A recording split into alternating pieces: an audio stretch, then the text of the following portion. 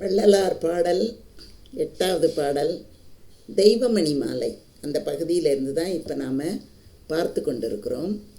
அதில் என்ன சொல்கிறாரு அப்படின்னு பார்க்கலாம். ரொம்ப முக்கியமான பாடல், எல்லோரும் பாடக்கூடிய ஒரு பாடல் தான் இந்த பாடல். நம்ம எல்லாருக்குமே இது நல்லா தெரியும். இந்த பாடலை பார்க்கலாம். ஒருமையுடன் இனது திருமலரடி நினைக்கின்ற உத்தமர்தம் உறவு வேண்டும். உள் ஒன்று வைத்து புறமொன்று பேசுவார் உறவு கலவாமை வேண்டும். பெருமை பெறும் நினது புகழ் பேச வேண்டும். பொய்மை பேசாதிருக்க வேண்டும். பெரு நெறி பிடித்து ஒழுக வேண்டும். மதமான பேய் பிடியாதிருக்க வேண்டும்.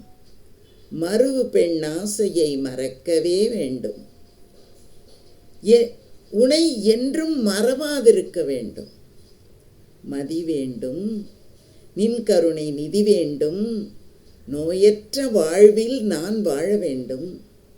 தருமமிகு சென்னையில் கந்த கோட்டத்துள் வளர் தலமோங்கு கந்தவேளே. தன்முக துய்யமணி உன்முக சைவமணி சண்முக தெய்வமணியே அப்படிங்கிற பாடல் தான் அந்த பாடல். இந்த பாடலில் ஒரு சிறப்பு இருக்குது. என்ன சிறப்பு இருக்குது அப்படின்னா, ஓதாமல் ஒரு நாளும் இருக்க வேண்டா, ஒருவரையும் பொல்லாங்கு சொல்ல வேண்டா அப்படின்னு வேண்டாம் வேண்டாம் என்ற பாடலை பார்க்கும்போது வள்ளல் பெருமான் என்ன பண்ணுறாரா, வேண்டாம் வேண்டாம் என்று எதிர்மறையாக சொல்ல வேண்டாமே, வேண்டும் வேண்டும் என்று உடன்பாட்டு பொருளில் பேசலாம் தானே என்று சொல்லிவிட்டு இந்த பாடலை பாடியதாக குறிப்பிடுவார்கள். இதில் இன்னொரு சிறப்பு என்ன அப்படின்னா, வேணுங்கிறதும் இதில் இருக்கும், வேண்டாங்கிறதும் இதில் இருக்கும். அந்த உடன்பாட்டு பொருளையும் இதில் கொண்டு வந்திருப்பார். ஆனால் அது எதிர்மறை கருத்து தான். வேண்டாங்கிறது எதிர்மறை தானே, அதை உடன்பாட்டு பொருளாக கொண்டு வந்திருப்பார். ரொம்ப அதிசயமான அற்புதமான பாடல் இது. ரொம்ப முக்கியமான ஒரு பாடலும் கூட. இப்போது நாமெல்லாம் கஷ்டப்படுறோம். கடவுளுக்கு எல்லாம் பண்ணுவோம்.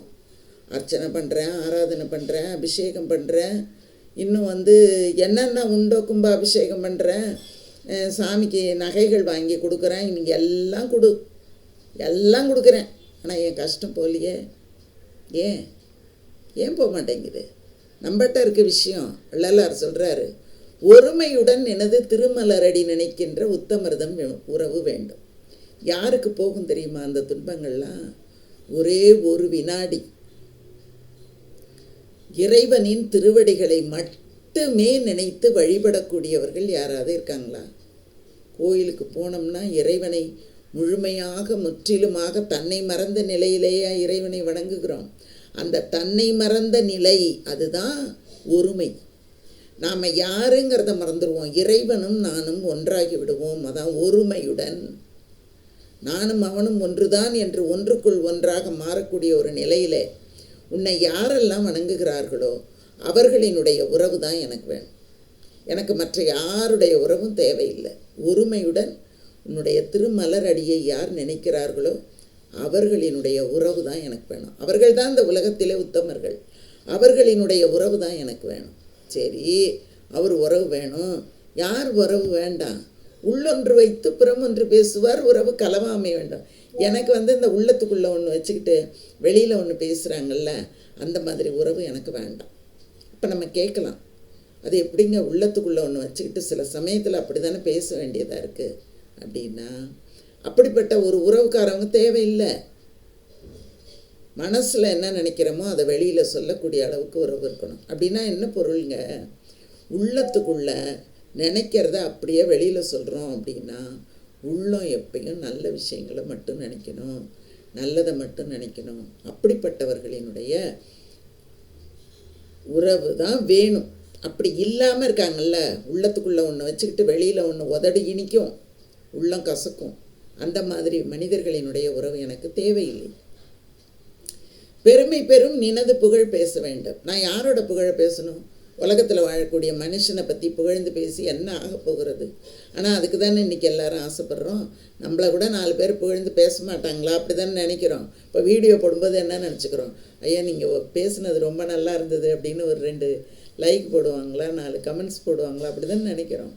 ஆனால் வள்ளல் பெருமான் சொல்கிறாரு, உன்னோட பெருமையை மட்டும்தான் நான் பேசணும். பெருமை பெரும் நினது புகழ் பேச வேண்டும், பொய்மை பேசாதிருக்க வேண்டாம். நான் பொய் பேசவே கூடாது. சும்மாவே நான் யாரையும் புகழ வேண்டிய தேவை எனக்கு இல்லை. அதனால் பொய்யாக எதையுமே பேசாமல் இருக்கணும். அந்த நிலையை நீ தான் எனக்கு கொடுக்கணும்னு கேட்குறாரு. ஏன்னா அவருக்கே அவர் சொல்கிறாரு, உள்ளத்துக்குள்ளார இறைவன் வந்தால் தான் அதெல்லாம் நடக்கும். அப்போ இறைவன் உள்ளத்துக்குள்ளே வந்தான்னா நம்ம பொய் பேச மாட்டோம். அதை அவன் தானே பண்ணணும். அதனால் நான் பொய் பேசாமல் இருக்கணும். பெரு நெறி பிடித்து ஒழுக வேண்டும். நல்ல ஒழுக்க நெறியின்படி, நல்ல பாதையின்படி, நல்ல நெறிப்படி நான் போகணும். மதமான பேய் பிடியாது இருக்க வேண்டும். இந்த மதம்னு சொல்லக்கூடிய அந்த கர்வம் இருக்குல்ல, அந்த ஆணவம் இருக்குல்ல, நான் தான், என்னது தான், எனக்கு தான், நான் சொல்கிறது தான், இப்படியெல்லாம் பேசுகிறோம்ல, அந்த மாதிரி பேசக்கூடிய அந்த மதம் என்று சொல்லக்கூடிய அந்த பேய் பிடிக்காமல் இருக்கணும். எனக்கு அந்த பேய் பிடியாத ஒரு நிலை வேணும். இப்போ பாருங்கள், எது வேணும் எது வேண்டான்னு சொல்லிக்கிட்டே வர்றாரா. அடுத்தது சொல்கிறாரு முக்கியமானது, மருவு பெண்ணாசையை மறக்கவே வேண்டும். பெண்ணாசை எனக்கு இருக்கக்கூடாது. அப்படின்னா என்ன பொருள்? இப்போ அவங்க அம்மா பெண்ணு, அக்கா பெண்ணு, அண்ணி பெண்ணு, அவங்க மனைவி எல்லாருமே பெண்கள் தான். அப்போது மருவு பெண் ஆசை அப்படின்னு சொல்கிறாரு. அப்படின்னா பெண்கள் மேலே மதிப்பு இருக்கணும், ஆசை இருக்கக்கூடாது. அதை தான் அவர் சொல்கிறாரு. பெண்களை மதிக்கணும், பெண்களை உயர்வாக கருதணும், பெண்களுக்கு கௌரவம் கொடுக்கணும், பெண்களை ஒரு மிகுந்த ஒரு முக்கியமான ஒரு உயர்ந்த நிலையிலே அவர்களை வைத்து பார்க்கக்கூடிய ஒரு மனப்பாங்கை எனக்கு கொடு. பெண் ஆசையை கொடுத்துறாது. அதுதான் காமம் அப்படிங்கிறது. அந்த ஆசை எனக்கு வேண்டாம். மருவு பெண் ஆசையை மறக்கவே வேண்டும். அதுக்கப்புறம் என்ன?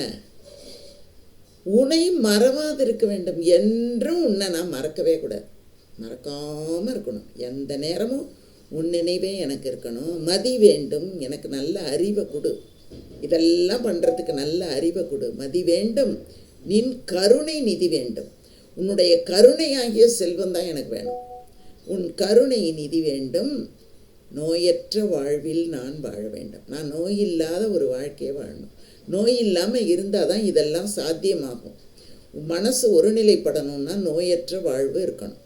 அப்போ தான் மனசு ஒருநிலைப்படும். இல்லைன்னா மனசு ஒருநிலைப்படாது. அதனால் நோய் இல்லாமல் வாழ்வது தான் இந்த உலகத்தில் நல்ல வாழ்க்கையை நமக்கு கொடுக்கும், பக்தி நெறியை நமக்கு கொடுக்கும், நல்ல பழக்கங்களை பின்பற்றும் மனநிலையை கொடுக்கும், மன உறுதியை கொடுக்கும். அதனால் அவர் என்ன பண்ணுறாரு? நோயற்ற வாழ்வில் நான் வாழ வேண்டும். இப்படி நீ இதையெல்லாம் கந்தவேளை கந்த கோட்டத்தில் எழுந்தருளி இருக்கக்கூடிய முருகப்பெருமானே, தர்மமிகு சென்னை. இந்த சென்னை எப்படிப்பட்ட சென்னை? தர்மம் நிறைந்த ஒரு சென்னை.